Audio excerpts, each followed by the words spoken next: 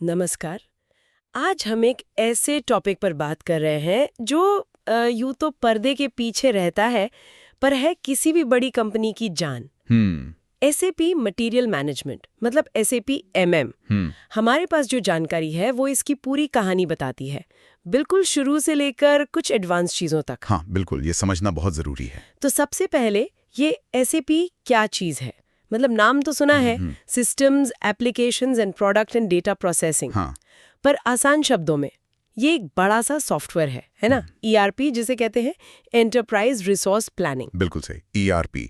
सोचिए, एक कंपनी में कितने सारे अलग अलग काम होते हैं, फाइनेंस, सेल्स, प्रोडक्शन, खरीदारी। हाँ, एचआर भी। बिल्कुल, एचआर, क्वालिटी, सब कुछ।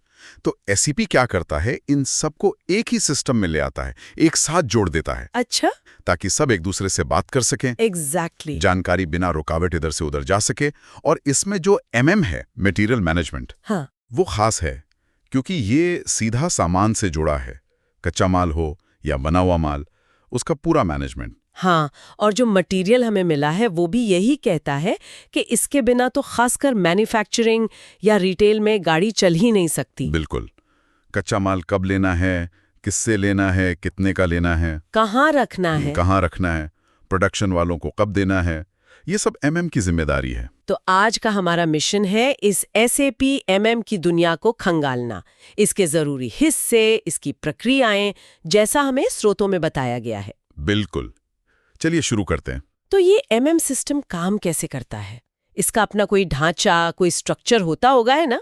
जानकारी में एक संगठनात्मक संरचना का जिक्र है। हाँ, इसे हम कहते हैं एंटरप्राइज स्ट्रक्चर या संगठनात्मक ढांचा। ये आप समझ लीजिए एसएपी के अंदर कंपनी का नक्शा है।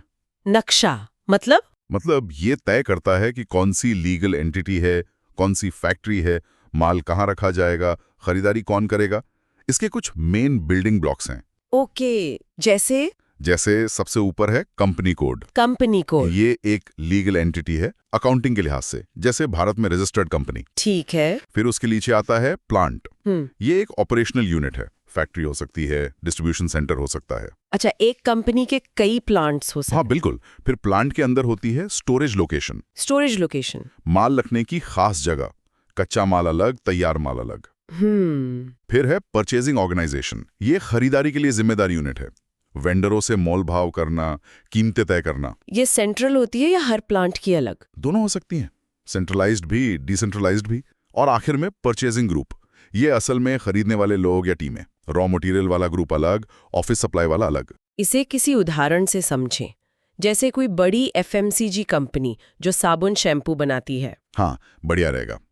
सोचिए, उस कंपनी का भारत में कंपनी कोड हो गया। ठीक।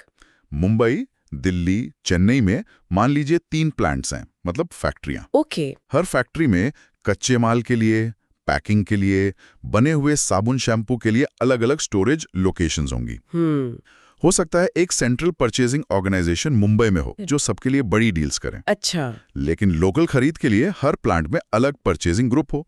ये ढांचा तय करता है कि चीजें सही जगह रिकॉर्ड हों, मुंबई का खर्चा दिल्ली में न दिखे। समझ गई। ट्रांसपेरेंसी के लिए ये जरूरी है। बिल्कुल। ये ढांचा तो बन गया, लेकिन इसमें काम करने के लिए जानकारी कहाँ से आएगी? मटेरियल में मास्टर डेटा का जिक्र बार बार है। ये क्या बला है और ये इतना जरूरी क्यों है? हाँ, आपने बिल्कुल सही नस पकड़ी है। मास्टर डेटा, ये एसएपी की नींव है। नींव? हाँ, ये वो परमानेंट या सेमी परमानेंट जानकारी है जो एक बार सिस्टम में डाल दी जाती है और फिर रोज के लेन देन में इस्तेमाल होती है। ये ट्रांजैक्शनल डाटा से अलग है, जैसे आज कितना माल आया। अच्छा, तो एमएम में कौन सा मास्टर डेटा अहम है? इसमें कुछ बहुत इंपॉर्टेंट है। सबसे पहले मटेरियल मास्टर। हाँ, ये किसी भी सामान या सर्विस की पूरी जन्म पत्री है। उसका कोड, नाम, किस यूनिट में नपते हैं, किलो, लीटर, पीस, किस प्लांट से जुड़ा है, कैसे खरीदा जाता है, कैसे बनता है, उसकी कीमत कैसे तय होगी, ये सब।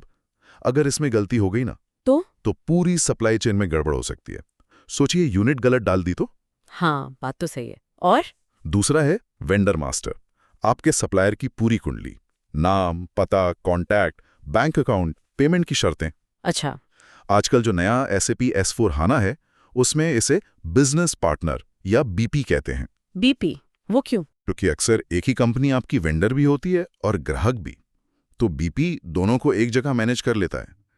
पर यहाँ भी बैंक अकाउंट गलत हुआ तो पेमेंट गया कहीं और। ओह हाँ, ये तो बड़ा रिस्क है। तीसरा है परचेजिंग इन्फो रिकॉर्ड, PIR कहते हैं।